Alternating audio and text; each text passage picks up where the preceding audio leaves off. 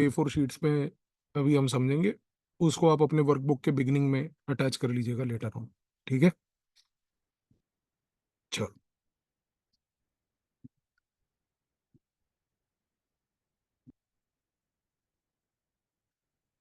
कुछ अगर बेसिक की बात करूं मैं तो एक सिंपल चीज़ मैं बताना चाहूँगा आप सभी को, जो आप जानते हो। एथिक्स 250 मार्क्स का पेपर है, और एग्जाम में ये की डिसाइडिंग फैक्टर होता है। उसका रीज़न क्या है, मैं आपको एक सिंपल चीज़ बताता हूँ। जीएस के पेपर में आप एवरेज परफॉर्म करोगे तो 70 to 90 मार्क्स आएंगे। एक्सेप्शनल मेहनत करोगे, बहुत हार्ड वर्क करोगे, बहुत किताबें पढ़ोगे, बहुत सारी चीज़ों से एनरिचमेंट करोगे, 100 110 आएंगे।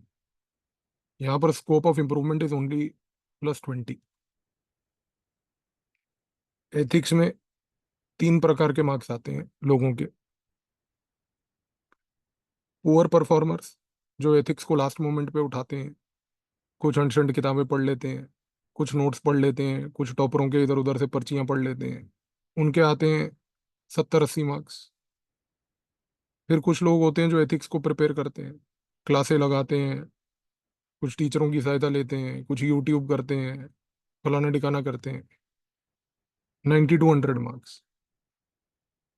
और कुछ लोग होते हैं जो एथिक्स में एफर्ट करते हैं, कंसिडरिंग कि वो 250 नंबर का पेपर है, जानते हुए एफर्ट करते हैं, वो लेके जाते हैं 120 से 130 मार्क्स। यहाँ पर अगर आप देखो तो जो डिफरेंस है वो ऑलमोस्ट 30 to 40 मार्क्स का है। मैं इस कैटेगरी में बहुत कम लोगों को गिनता हूँ, पुअर वाले, बिकॉज यहाँ पर प्रोबेबली 2% एस्पिरेंट्स होते हैं। वो भी खास करके वो जैसे जिनका गलती से प्रीलिम्स निकल गया, एथिक्स तैयार नहीं था, लास्ट मोमेंट पे अब पढ़ रहे हैं, तो वो टाइप के लोग यहाँ होते हैं। 80% लोग इधर हैं जो पढ़ते हैं एथिक्स को, अपने पूरे साल के टाइम टेबल में कहीं ना कहीं उसको प्लेस करते हैं, पर वो बेचारे ये 90 100 में ही स्टक रह जाते हैं। उसका रीज़न मैं बताता हूँ अभी। उसका रीज़न ये है कि ये थिंकिंग कैपेबिलिटी को नहीं इम्प्रूव करते, ये सिर्फ फोकस करते हैं रेडीमेड फ्रेमवर्क्स को रटने में। आजकल मार्केट में क्या हुआ है कि बहुत सारे लोगों ने एथिक्स के टेम्पलेट्स बना दिए, और आप भी इसको इनकाउंटर करोगे जैसे जैसे आप अपनी प्रिपरेशन करोगे। खास करके जो लोग नए हैं वो इनकाउंटर करेंगे, जो लोग 1 2 साल से तैयारी कर रहे हैं वो शायद प्रोबेबली इस चीज़ को लेके कस्टम होंगे। तो कुछ लोग कहते हैं कि जी ये बने बनाए फ्रेमवर्क है, इनको रट लो, इनको जाके लिख दो। आप यहीं फट के रहोगे पूरा टाइम, इससे आगे बढ़ नहीं पाओगे। अब थिंकिंग कैपेबिलिटी की आवश्यकता क्यों है, ये मैं नहीं कह रहा, ये यूपीएससी कह रहा है। यूपीएससी ने जो एथिक्स का सिलेबस है,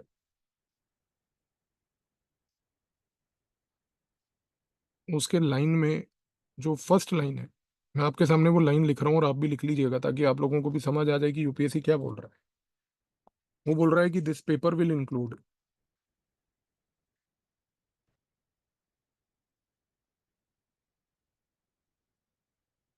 questions to test candidates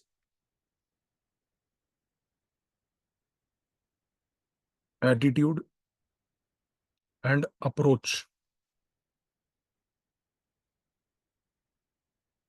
to issues relating to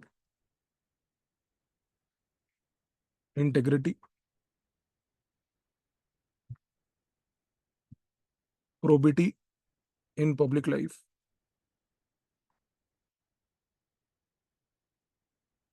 and his problem solving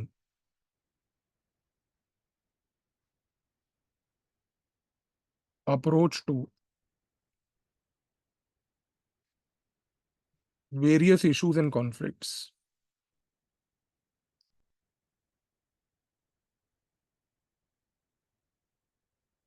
faced by him in dealing with society.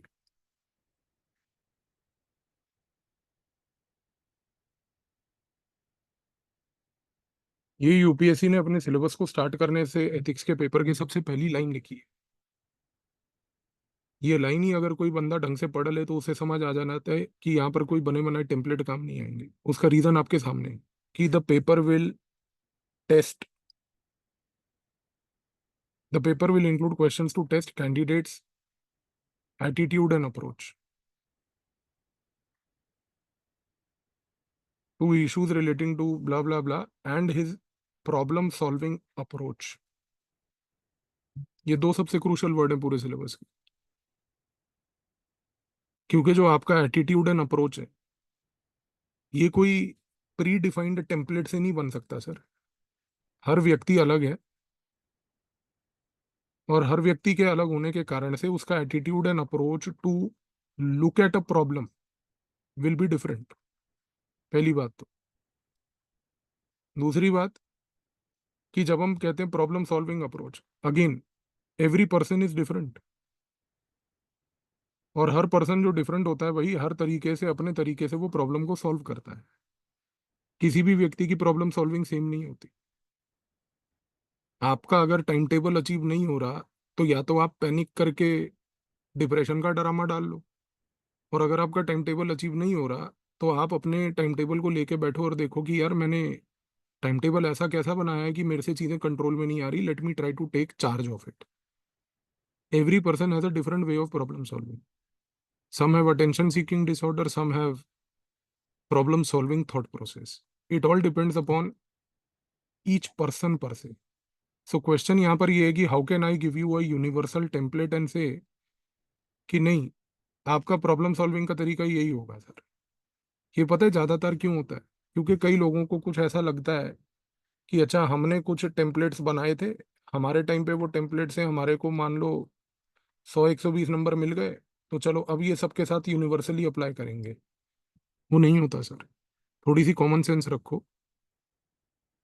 ये चीज आपको पहली बात तो समझनी है। दूसरी बात, हमारा ऑब्जेक्टिव इस पूरे कोर्स में क्या रहेगा? हमारे कोर्स का ऑब्जेक्टिव 2 पॉइंट रहेगा। फर्स्ट एंड फॉरमोस्ट ऑब्वियसली कि we will cover the syllabus comprehensively. और सिलेबस को कवर करते हुए दूसरी बात, मेरा ऑब्जेक्टिव रहेगा कि सर आपकी थिंकिंग कैपेबिलिटी को इम्प्रूव करना। इस थिंकिंग कैपेबिलिटी को इम्प्रूव करने के लिए हम कंटेंट पढ़ेंगे, हम थिंकर्स पढ़ेंगे, हम स्कॉलर्स का सहारा लेंगे, हम स्टडीज का सहारा लेंगे, जिससे कि हमारी थिंकिंग पहली बात तो प्रोवोक होगी। इससे सिर्फ थिंकिंग प्रोवोक होती है कि आपको मैंने कंटेंट पूरा आपके सामने बिछाया, आपको thinkers, content, thought process, scholars etcetera चीजें समझ आए। पर more important part is application. और ये आपके इस कोर्स का सबसे यूनिक फीचर है कि जो भी कंटेंट हम सीखेंगे उसको हम इंस्टेंटली अप्लाई करेंगे केस स्टडी में।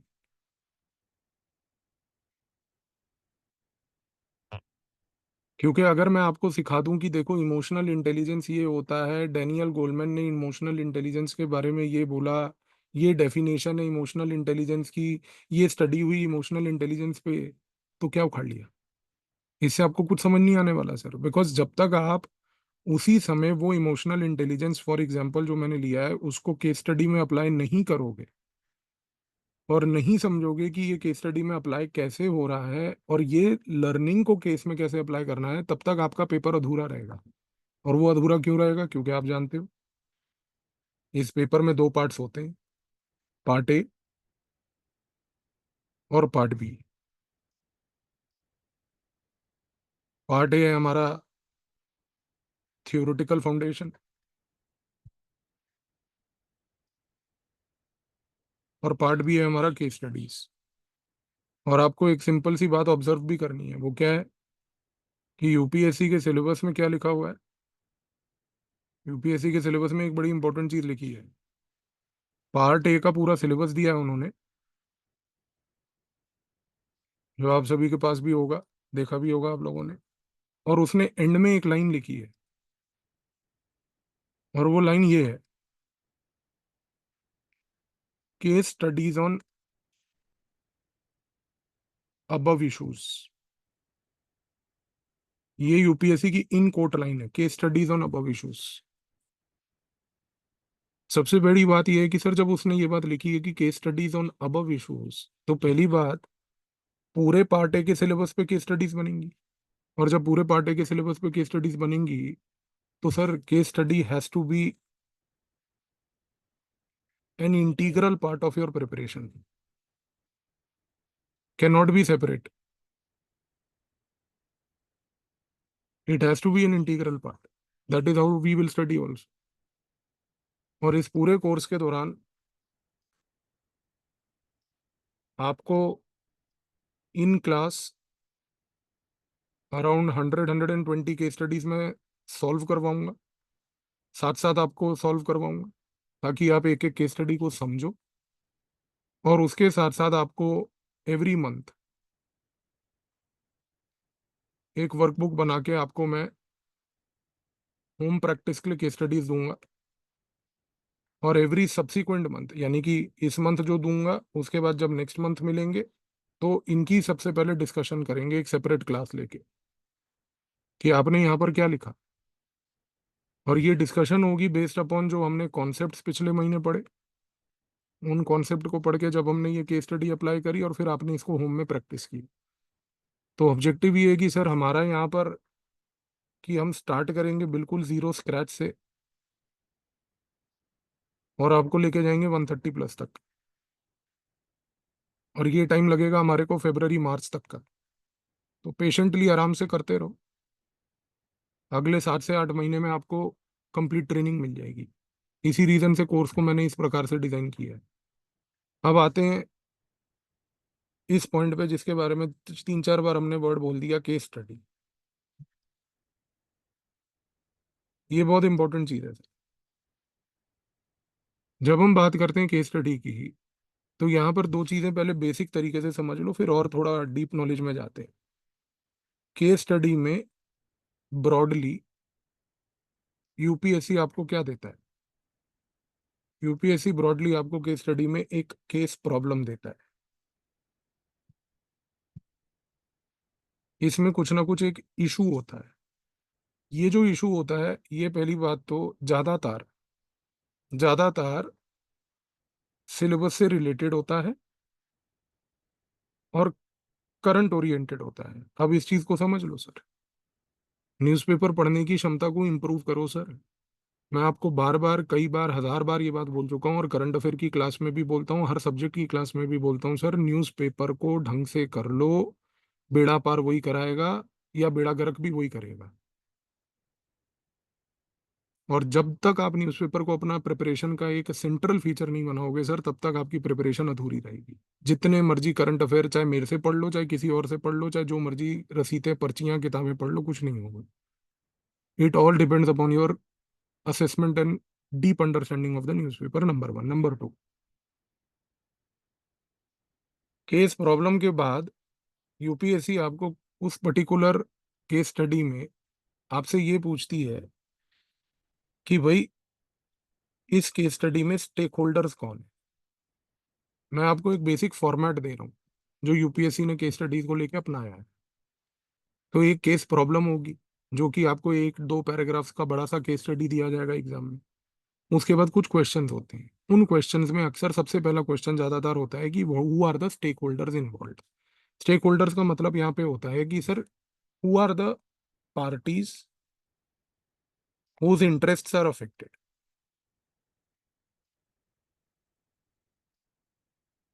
इसके लिए कोई फॉर्मूला नहीं है सर, इसके लिए कोई थॉट प्रोसेस नहीं है। हाँ, यहाँ पर मैं अभी आपको एक थिंकिंग टूल दे दूंगा, और वो थिंकिंग टूल से क्या होगा कि अगर वो थिंकिंग टूल आप दिमाग में रखोगे, तो उसके तहत आप जब केस स्टडी को पढ़ोगे, तो कम से कम स्टेक होल्डर्स निकालने आसान हो जाएंगे।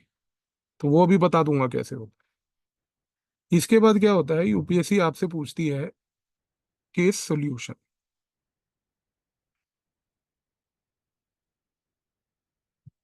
और केस सॉल्यूशन में जो दो शब्द अभी हमने हाईलाइट किए सर, वो था कि your attitude and approach,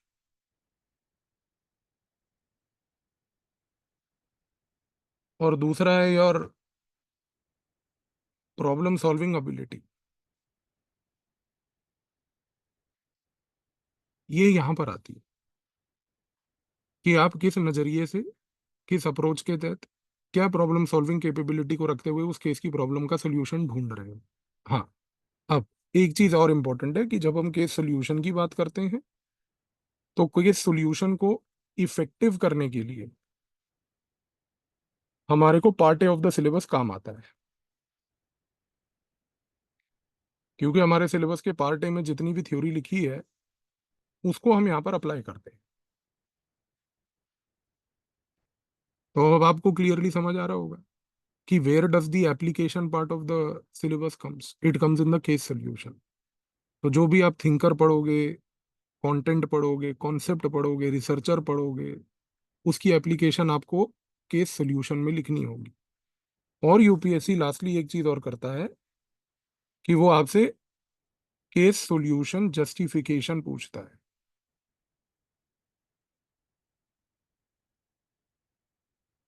case solution justification यानी कि यहां पर वो आपसे ये पूछता है कि जो भी सॉल्यूशन आपने प्रिस्क्राइब किया,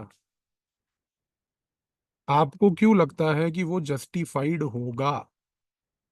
why do you feel will it be justified. यहां पर भी हमारे को सॉल्यूशन को जस्टिफिकेशन करने में part A of the syllabus हमारी मदद करता है। तो part A of the syllabus works at two places, case solution and case solution justification.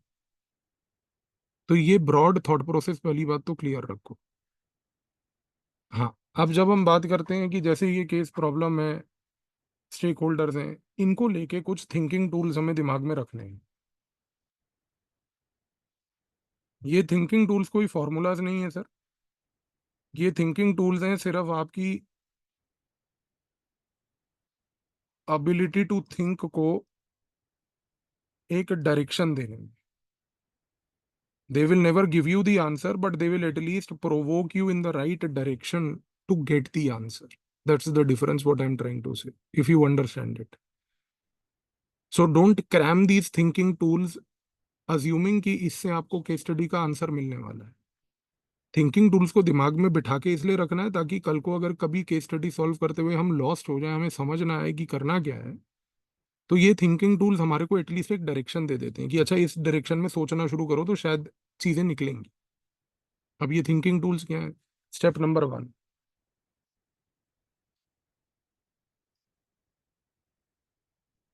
Deliberative ethical reflection.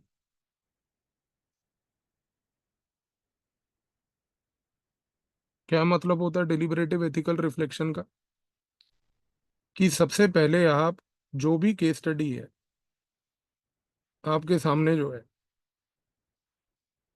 उसको पहली बात तो केयरफुली रीड करो। ये बड़ा सब्जेक्टिव सा वर्ड है, केयरफुली रीड करो, पर इसके मीनिंग को मैं एक्सप्लेन कर देता हूँ। केयरफुली रीड करो का मतलब होता है ये थिंकिंग प्रोसेस दिमाग में रखना कि जब आप रीड कर रहे हो तो identify core facts involve in the case. Her case में कोई ना कोई कोर फैक्ट इन्वॉल्व होगा। आप एक एजुकेशन ऑफिसर थे और आपके स्कूल में कोई हादसा हो गया, आप डिस्ट्रिक्ट कलेक्टर थे, बाढ़ आ गई, कोर फैक्ट्स होंगे, ब्रॉड फैक्ट्स, बड़े बड़े फैक्ट्स। उन ब्रॉड फैक्ट्स को पहली बात तो आइडेंटिफाई करो। दूसरा, catch the core events involve.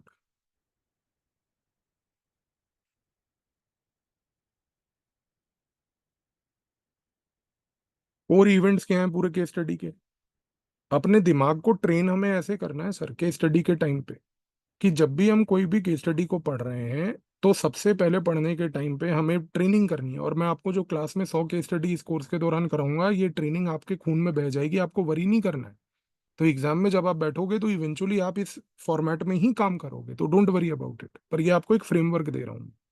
और मेरा आपसे एक रिक्वेस्ट रहेगा कि इस फ्रेमवर्क को, ये जो स्टेप्स है ना मैं जो आपको दे रहा हूँ, इन सारे स्टेप्स को एक छोटे से कागज पे लिख के अपने कहीं टेबल या अपने कहीं दीवार पे चिपका देना आज, ये जितने भी स्टेप्स आने वाले हैं, ताकि आप चलते फिरते घूमते आते जाते इन स्टेप्स को जितनी बार देखोगे they will get absorbed in your mind. बाकी more important is not just absorption but application that we will do in the class. तो पहला है कि सर कोर फैक्ट्स को आइडेंटिफाई करो कि क्या क्या कोर फैक्ट्स इन्वॉल्व है। फिर कोर इवेंट्स देखो बड़े बड़े कि क्या कोर इवेंट्स इस पर्टिकुलर केस में है। और फिर देखो कि who are the important characters. Characters यानी कि कौन से लोग इन्वॉल्व हैं इस पूरे प्रोसेस में। कैरेक्टर्स यानी कि ये देखो कि भाई कौन से लोगों के बारे में यहाँ पर चर्चा हो रही है। इसके बाद आता है इसी स्टेप में next step, next process, deliberative ethical reflection का सेकंड पार्ट। और वो ये है कि identify three things. Number one, moral tension involve, कि क्या मॉरल टेंशन थी पूरे केस स्टडी में। मॉरल टेंशन एक बड़ा हैवी सा वर्ड आपको लग रहा होगा, उसको कोई हैवी लेके समझने की जरूरत नहीं है। साधारण तौर पर समझने की कोशिश ये कीजिए कि केस स्टडी में मेनली क्या एक टेंशन वाला सिनेरियो इन्वॉल्व है। क्या वो टेंशन वाला सिनेरियो ये है कि भाई आप कलेक्टर थे और आपके डिस्ट्रिक्ट में बाढ़ आ गई। क्या वो टेंशन वाला सिनेरियो ये था कि आप एसपी थे और आपके डिस्ट्रिक्ट में रायट्स हो गए। तो वो टेंशन आइडेंटिफाई कर लो। दूसरा स्टेप है इमोशनल प्रेशर इन्वॉल्व। हर केस स्टडी में ये होगा sir, emotional pressure involve. Emotional pressure मतलब कि आपके ऊपर कोई ना कोई दबाव डाला जाएगा। केस स्टडी में हमेशा ऐसा होगा कि आप एक डिपार्टमेंट के सेक्रेटरी थे, आपके पास एक फाइल आई, फाइल को आपको क्लियर करना था, मेरिट पे क्लियर करना था, लेकिन आपको एक फोन आ गया कि नहीं ये वाले पर्सन को जो है कॉन्ट्रैक्ट दे दो। तो ये है एक इमोशनल प्रेशर इन्वॉल्व जो आपके ऊपर है, हर जगह होगा। फॉर एग्जाम्पल जैसे बाढ़ वाला एग्जाम्पल मैंने लिया कि डिस्ट्रिक्ट के कलेक्टर हो, बाढ़ आ गई, आपको एक एमएलए का फोन आया, उसने कहा कि बाढ़ विकास यानी कि जो फ्लड रिलीफ का जो टास्क है उसमें मेरे डिस्ट्रिक्ट को सबसे पहले प्रायोरिटी दो। आप ऐसे तो नहीं कर सकते ना कि सर एमएलए का फोन आ गया तो उसके डिस्ट्रिक्ट को प्रायोरिटी दोगे। आपको तो रूल फॉलो करना है एज अ डिस्ट्रिक्ट कलेक्टर। तो ये है इमोशनल प्रेशर इन्वॉल्व, वो आइडेंटिफाई करना है। तीसरा, वेयर आर ड्यूटीज कॉन्फ्लिक्टिंग। जो मैंने अभी आपको चीज बताई, आपकी फिल्ट्रेशन और इफेक्टिव हो जाएगी। क्या ड्यूटीज कॉन्फ्लिक्ट इसलिए कर रही हैं कि आपको दबाव डाला जा रहा है कि कॉन्ट्रैक्ट किसी स्पेसिफिक पर्सन को दो।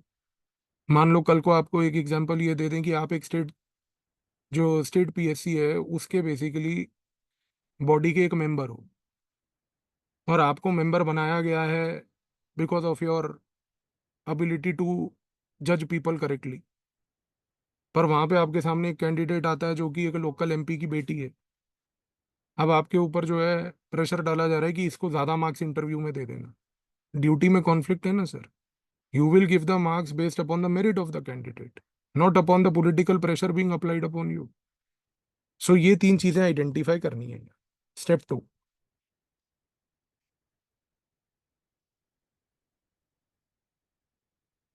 Identify stake holders.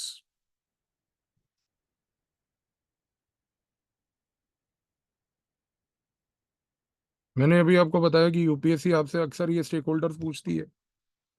Stake holders का मतलब यहाँ पर ये होता है कि sir, in a simple language, whose interest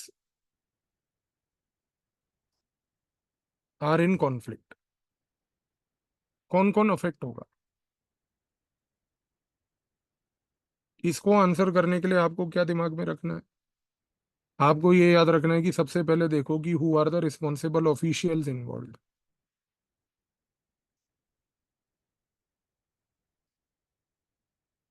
फिर आप देखो अफेक्टेड इंडिविजुअल्स या ग्रुप्स कौन से हैं।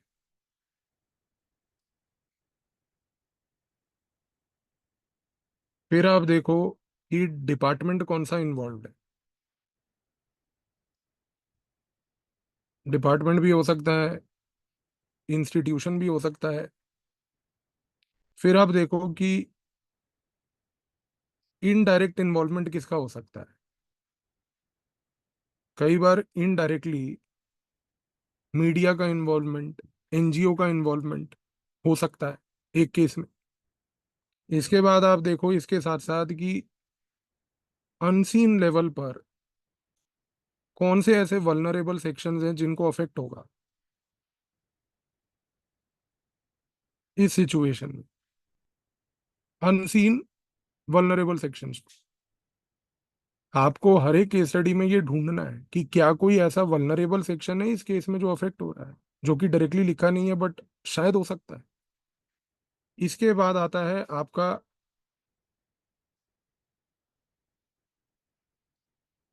Systemic involvement. सिस्टेमिक इन्वॉल्वमेंट का यहाँ पर मतलब होता है कि कॉन्स्टिट्यूशन एंड लॉ,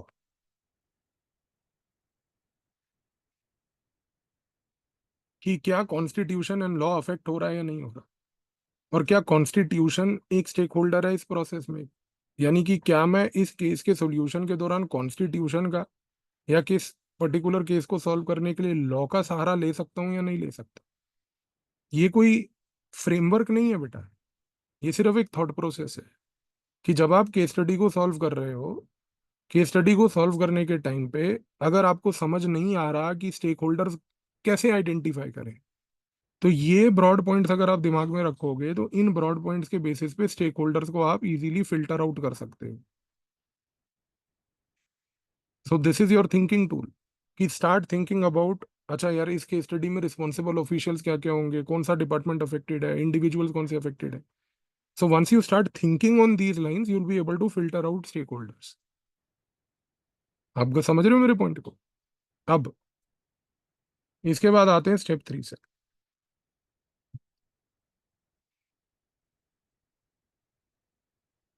यहां पर हमें देखना होता है values which are compromised in the case, conflicted in the case,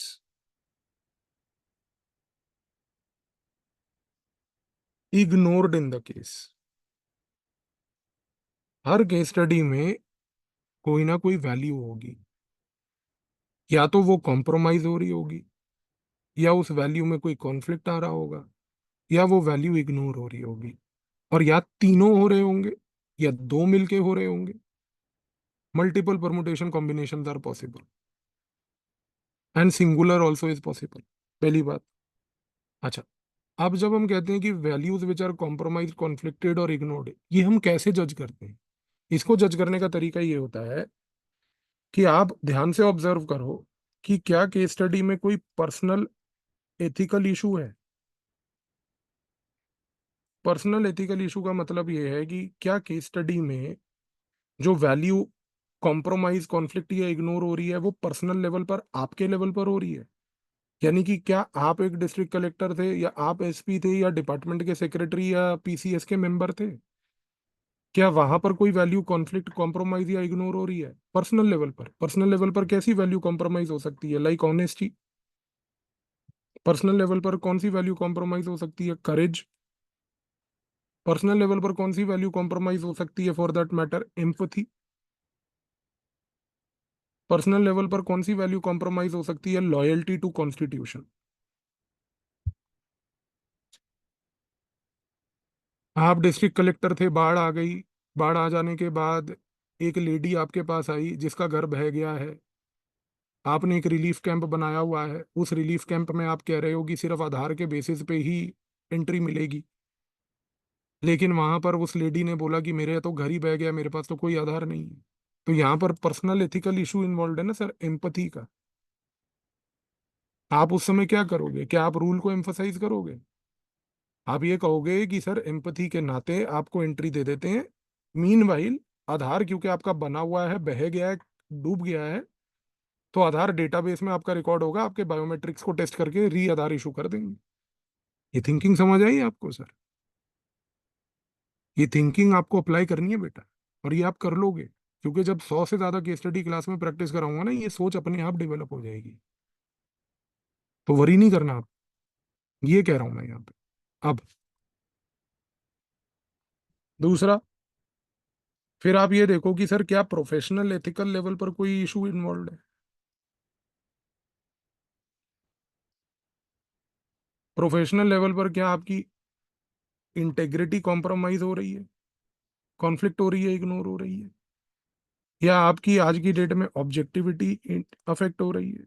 अच्छा, अब ये इंटेग्रिटी क्या है, ऑब्जेक्टिविटी क्या है, ट्रांसपेरेंसी, अकाउंटेबिलिटी, ये क्या है, ये सब हम पढ़ेंगे क्लास में। मैंने आपको क्या बोला, these are what are part of are part A of the syllabus. जैसे जैसे आप इन चीजों को पढ़ोगे और समझोगे, इनका एप्लीकेशन आप जब केस स्टडीज में देखोगे तो आपको समझ आएगा, और आपके दिमाग में ये थिंकिंग टूल होना चाहिए कि मुझे इस नजरिए से सोचना है। सिमिलरली लास्ट लेवल पर आप देखोगे कॉन्स्टिट्यूशनल एथिक्स, कि क्या केस स्टडी में जस्टिस अफेक्ट हो रहा है, क्या केस स्टडी में रूल ऑफ लॉ अफेक्ट हो रहा है, क्या केस स्टडी में इक्वलिटी अफेक्ट हो रही है, क्या केस स्टडी में पब्लिक इंटरेस्ट अफेक्ट हो रहा है। और आजकल यूपीएससी ने 4-5 सालों से एक नया वैल्यू दिया है कॉन्स्टिट्यूशनल एथिक्स में, सेकुलरिज्म। क्या सेकुलरिज्म अफेक्ट हो रहा है? So these are just indicator values, ये आपको रटनी नहीं है बेटा, प्रोफेशनल पर्सनल कॉन्स्टिट्यूशनल लेवल पर जब हम ये पढ़ेंगे सिलेबस में तो ये आपके दिमाग में ऑटोमेटिकली आ जाएगी। उस समय आपको ये फिल्टर करने में चीजें आसानी होंगी। तो रटना कुछ नहीं है यहाँ पे। मैं फिर बोल रहा हूँ sir, please remember that this paper is all about your thinking ability. Please improve your thinking capability है, and that is what we will work upon for 8 months. यहाँ पर कुछ रट्टा नहीं लगाएंगे, सिर्फ सोचने की एबिलिटी को धीरे धीरे डीपन करेंगे। अब इसके बाद आता है स्टेप 4,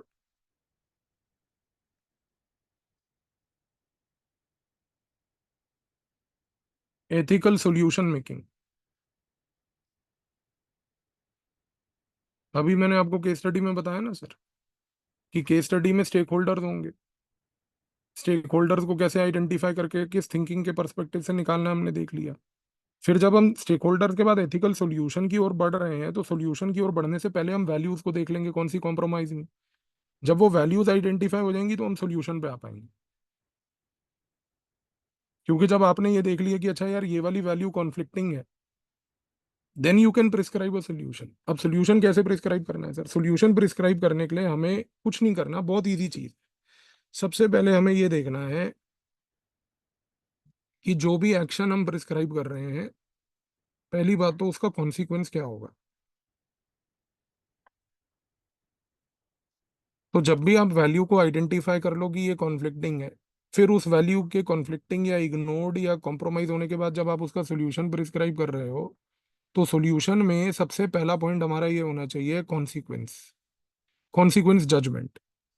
कॉन्सिक्वेंस जजमेंट का मतलब होता है कि जो भी एक्शन प्रिस्क्राइब कर रहे हैं वो शॉर्ट टर्म में कैसे बेनिफिट करेगा, वो लॉन्ग टर्म में कैसे बेनिफिट करेगा। अभी मैंने आपको एक एग्जांपल दिया कि बाढ़ अफेक्टेड एरिया में आप कलेक्टर थे और वो लेडी आई जिसका घर बह गया था, आधार नहीं था, और वो कह रही थी रिलीफ कैंप में जाना है। तो शॉर्ट टर्म लेवल पे आपने क्या किया, तुरंत उसको बोला कि आप चले जाइए अंदर, रिलीफ कैंप में बैठिए। और लॉन्ग टर्म में आपने क्या सोल्यूशन प्रिस्क्राइब किया कि आपका डेटाबेस ऑलरेडी जेनरेटेड है, आधार में आपके बायोमेट्रिक्स लोकेटेड है, तो लॉन्ग टर्म में हम उसको निकाल लेंगे, अभी आप रिलीफ लीजिए। तो शॉर्ट टर्म लॉन्ग टर्म दोनों होने चाहिए। फिर इसके बाद हम ये करते हैं नेक्स्ट स्टेप, सबसे इंपॉर्टेंटली, कि जो भी हमारा एक्शन है उसके पीछे की इंटेंशन क्या है।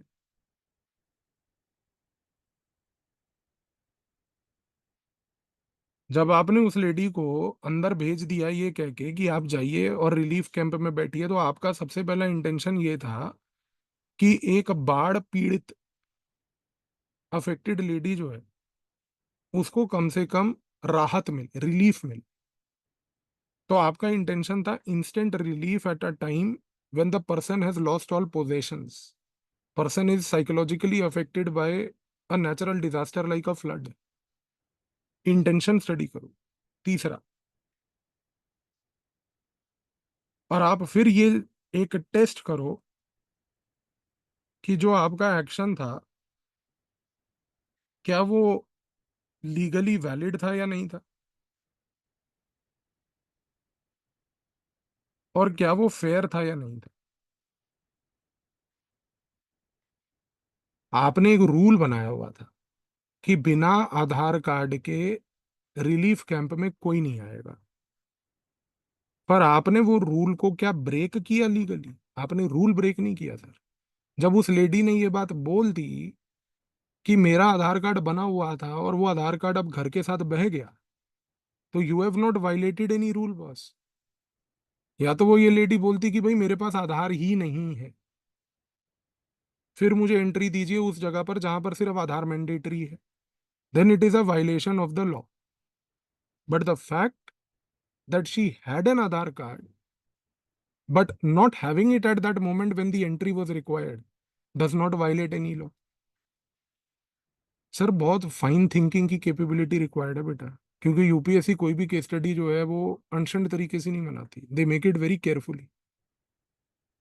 It's up to you how do you deconstruct and decipher it. अच्छा, अब सबसे इंपॉर्टेंट चीज क्या है? सबसे इंपॉर्टेंट चीज ये है कि जब हमने एथिकल सोल्यूशन प्रिस्क्राइब कर दिया, इसके बाद आता है स्टेप नंबर 5, जो कि है जस्टिफिकेशन।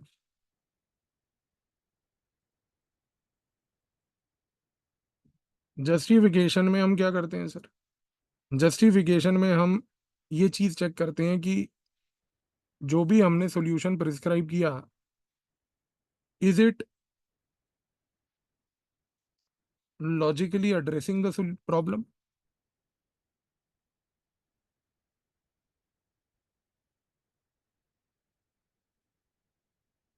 और दूसरा हम स्टडी करते हैं कि इज इट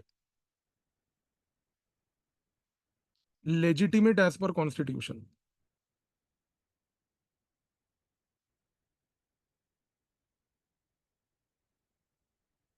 क्या वो लॉजिकली प्रॉब्लम को एड्रेस कर रहा है जो केस प्रॉब्लम स्टार्ट में आई थी?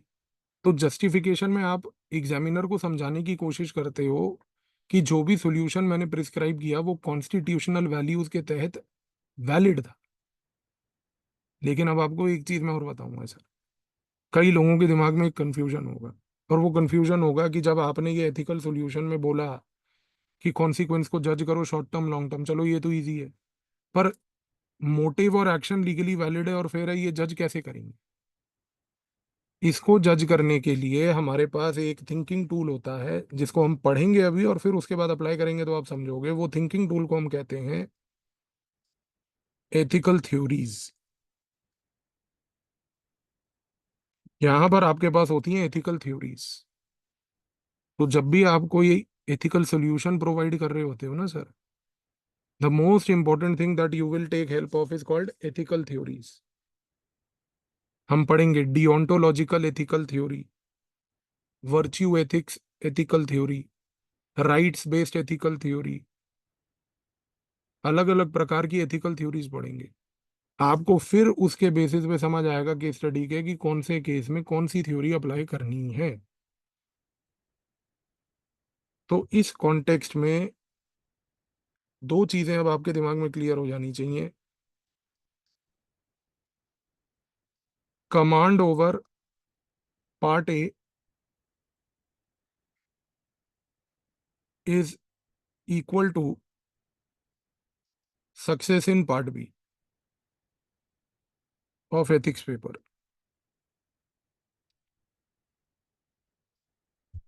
जिस बच्चे को ये चीज समझ आ जाएगी सर, वो 130 नंबर लाएगा। जिस बच्चे को ये चीज समझ नहीं आएगी वो कभी जिंदगी में एथिक्स में 80-90 से ऊपर नहीं जा पाएगा। क्योंकि लोगों को क्या लगता है कि हम केस स्टडीज अलग से बैठ के प्रैक्टिस कर लेंगे। सर मैंने मार्केट में 37 किताबें हैं एथिक्स की, अलग अलग पब्लिशर और ऑथर्स की पब्लिश हुई, मैंने सारी पढ़ी हैं पिछले 8 महीने। और हर जगह मैंने सिर्फ यही चीज देखी है, पार्ट ए अलग दिया हुआ है, पार्ट बी अलग दिया हुआ है। बच्चा पार्ट ए पढ़ के पार्ट बी को कभी समझ ही नहीं पा रहा है। एथिक्स की आप मार्केट में सर कोई किताब उठा लो, मैं आपको ओपन चैलेंज दे रहा हूँ आज, कोई किताब उठा लो आप, चाहे वो टॉपर की लिखी हो, चाहे वो किसी टीचर की लिखी हो, चाहे किसी कोचिंग की प्रोड्यूस हो, आप उस किताब का सिंपल अप्रोच देख लेना। वो पहले आपको पूरी थ्योरी दे देते हैं, सारा सिलेबस कवर कर देते हैं, और फिर केस स्टडीज अलग होती है। सर जब तक इंटीग्रेटेड तरीके से आप समझोगे नहीं कि ये कॉन्सेप्ट है, ये अप्लाई ऐसे हो रहा है, ये कॉन्सेप्ट है, ये अप्लाई ऐसे हो रहा है, आप सीखोगे कैसे केस स्टडी सर? तो केस स्टडी का सक्सेस का ये तरीका है सर, पार्ट ए पे कमांड और पार्ट बी पे एप्लीकेशन। और दूसरा कि सर जब हम पार्ट ए को पढ़ते हैं तो यहाँ पर है कॉन्सेप्ट इन सिलेबस,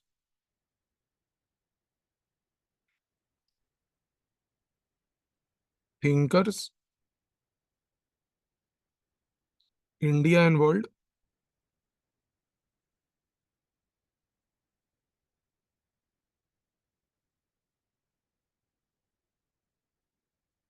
स्टडीज और रिसर्चेज इफ एनी।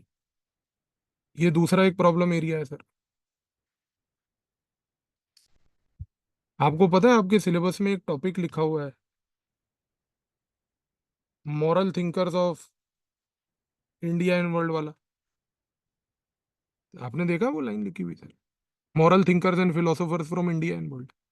आयरॉनिकल बात पता है क्या है, ये जितनी 37 किताबें मैंने पढ़ी मार्केट में निकली हुई, कोचिंग के नोट्स वगैरह देखे, सब में उसमें एक डेडिकेटेड चैप्टर दिया हुआ है,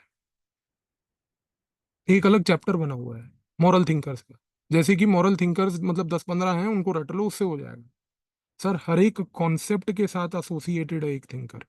that part of the syllabus can not be treated separately, it has to be fused with the part A of the syllabus and every topic of the syllabus. हम इसी तरीके से पढ़ेंगे क्लास में। मैं आपको वो वाला टॉपिक अलग से पढ़ाऊंगा ही नहीं, पर जब तक हमारा कोर्स खत्म होगा, उस टॉपिक में आपके पास कम से कम 500 से ज्यादा थिंकर्स और इंडिया और वर्ल्ड के मिक्स होंगे आपके पास, जिसके बेसिस पे आप ये एबिलिटी ला पाओगे। अब मैं आपको एक आखिरी पॉइंट बोलना चाहूंगा सर, एक्स फैक्टर कैसे लाना है एग्जाम में। एक चीज मैंने ऑब्जर्व करी है सर, और वो ये ऑब्जर्व करी है कि एथिक्स के पेपर में अगर आप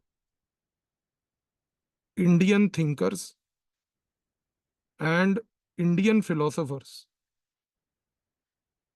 को अप्लाई करते हो, उनके नेम्स को, उनके आइडियाज को, उनके थॉट्स को,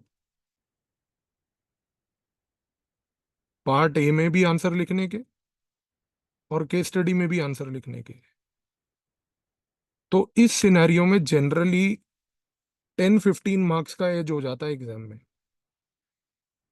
ये मुझे नहीं पता क्यों है, बट मे बी यूपीएससी शायद चाहता है कि आप एथिक्स को इंडियन लेंस के नजरिए से ज्यादा देखो, क्योंकि यहां पर जिन लोगों ने ये किया है, उन लोगों के स्कोर्स मैंने देखे हैं सर, 135 to 145 होते हैं।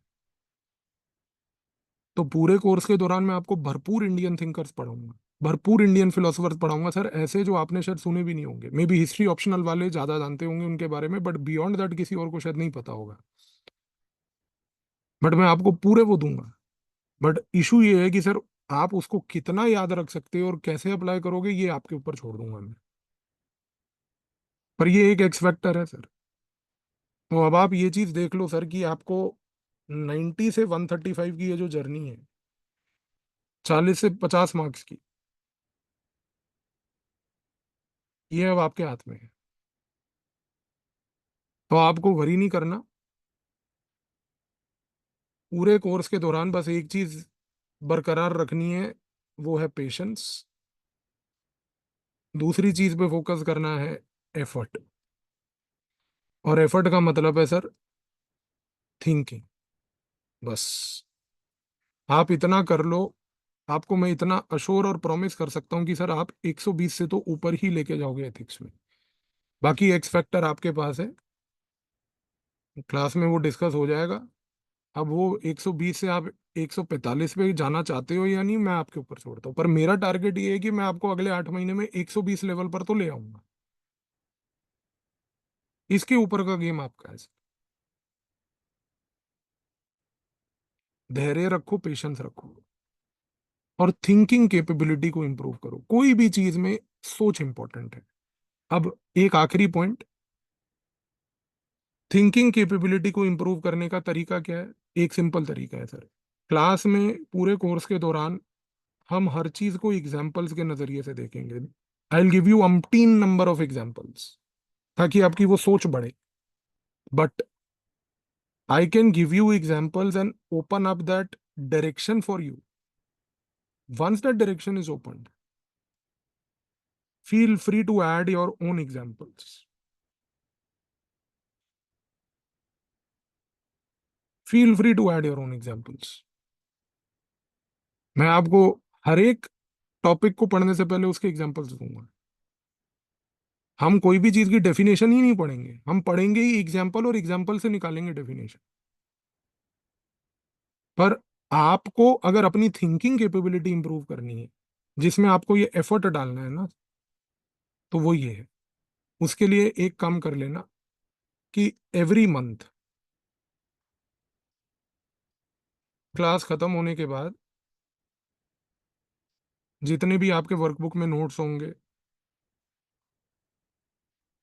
उन नोट्स में जितने भी आपके एग्जाम्पल्स होंगे, जहां जहां पर मैंने आपको एग्जाम्पल्स दिए होंगे क्लास में, आप A4 शीट्स लेके जहां जहां पर मैंने एग्जाम्पल दिए हैं ना सर, वहां पर सिर्फ 3 एक्स्ट्रा एग्जाम्पल्स अपने मन से सोच के लिख लेना। 3 एक्स्ट्रा एग्जाम्पल्स। हर मंथ आपको क्लास में, जब हम एथिक्स पढ़ेंगे, कम से कम 20-30 एग्जाम्पल्स तो हम पढ़ ही लेंगे। अगर मैं लोअर लेवल पर 20 भी लेता हूं, तो 20 का 3 यानी कि 60 एग्जाम्पल आपको उस मंथ जनरेट करनी है। और एग्जाम्पल्स को लिख लेना। उससे क्या होता है कि आपकी थिंकिंग की कैपेबिलिटी बढ़ती है, और जब आपकी थिंकिंग की कैपेबिलिटी बढ़ेगी तो आपकी एक्सप्रेशन की भी कैपेबिलिटी इंप्रूव होगी। समझ में आई ये चीज? ये एक होमवर्क है सर, ये अब मैं बोलूंगा नहीं आज के बाद अगले 8 महीने। ये अब आज बता के आपको छोड़ दिया। अब ये सारी चीज डिपेंड करती है आपके इस एग्जाम के डेडिकेशन और कमिटमेंट को लेके। पर ये आपने एग्जाम्पल मुझे नहीं दिखाने हैं सर, ये आपने अपने पास रखनी है, क्योंकि ये आप